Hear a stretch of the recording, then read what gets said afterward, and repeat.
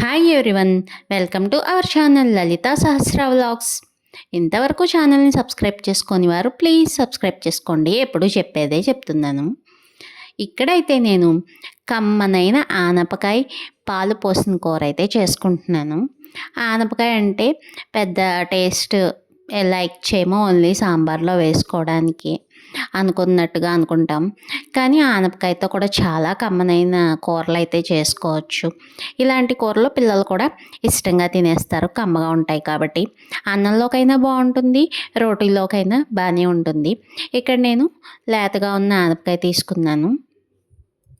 తీసుకుని మొత్తం తొక్క తీసేసి లోపల గింజ పార్ట్ కూడా తీసేసి చిన్న చిన్న ముక్కలుగా కోసుకున్నాను. వీలైనంత చిన్నగా కోసుకోవచ్చు. తర్వాత స్టవ్ వెలిగించి ప్యాన్ పెట్టి ఆయిల్ వేసుకున్నాను. తర్వాత ఆవాలు, జీలకర్ర, ఎండుమిర్చి వేసుకుని పోపు చిటపట అన్నాక తర్వాత కరివేపాకు కూడా వేసుకోవాలి. కరివేపాకు అయితే నాకైతే మన సౌత్ సైడ్ కన్నా నార్త్లోనే బాగా దొరుకుతుందని అనిపిస్తూ ఉంటుందన్నమాట.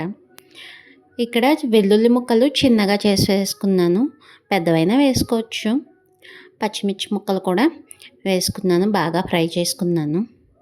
తర్వాత ఒక కప్పు ఉల్లిపాయ ముక్కలు సన్నని తరుగు వేసుకున్నాను. ఉల్లిపాయ లేకుండా ఓన్లీ ఆనపకాయ ముక్కలతో కూడా చేసుకోవచ్చు, కానీ టేస్ట్ ఇంకా బాగుంటుందని కొన్ని ఉల్లిపాయ ముక్కలు వేసుకున్నాను. 2 కప్పుల ఆనపకాయ ముక్కలు వేసుకున్నాను. బాగా కలిపేసి కొద్దిగా పసుపు, సరిపడా సాల్ట్ వేసేసుకుని మూత పెట్టి మగ్గించుకున్నాను. చాలామంది ఆనపకాయ పాలు పోసిన కూరకి కూడా ఆనపకాయ ముక్కలు కుక్కర్లో పెడతారు, కానీ అలా కన్నా ఇలా డైరెక్ట్గా ప్యాన్ మీదే మగ్గించుకుంటే బాగుంటుంది. ఆనపకాయ లేతగా ఉంది కాబట్టి తొందరగానే మగ్గిపోతుంది. ఇవన్నీ వేసి బాగా కలిపేసి మూత పెట్టి స్టవ్ని లో టు మీడియం ఫ్లేమ్లో పెట్టి వదిలేస్తే తొందరగానే మగ్గిపోతుంది. ఒక 10 మినిట్స్లో మగ్గిపోయాయి. మొత్తం ఉడికిపోకూడదు, ఒక 70% ఉడికితే సరిపోతుంది. ఎందుకంటే పాలు పోస్తాం కదా, మళ్ళీ పాలతో ఉడికితే బాగుంటుంది. ఇక్కడ నేను చెక్ చేశాను, ఒక 70% వరకు కుక్ అయింది.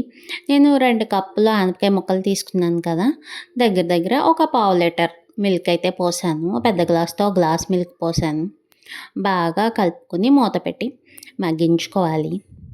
ఆనపకాయ చాలామంది లైక్ చేయరు కదా, అలాంటి వాళ్ళు కూడా ఇలాంటి కూరలు ఇష్టంగా తింటారు. పిల్లలు కూడా ఇష్టంగా తినడానికి అవకాశం ఉంటుంది, కమ్మగా ఉంటుంది కాబట్టి. స్పైస్ చూసుకుని వేసుకోవడమే మన కారానికి తగ్గట్టుగా. అప్పుడు పిల్లలు కూడా ఇష్టంగా ఇలాంటి కర్రీస్ తింటారు, వెజిటేబుల్స్ కూడా అలవాటు అవుతాయి.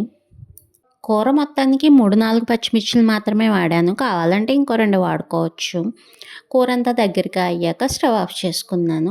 కూర రెడీ అయింది. ఆనపకాయ పాలు పోసిన కూర అన్నంలోకైనా బాగుంటుంది, రోటీలోకైనా బాగుంటుంది. వీడియో నచ్చినట్లయితే లైక్ చేయండి, షేర్ చేయండి, ఛానల్ని సబ్స్క్రైబ్ చేసుకోండి. Thank you.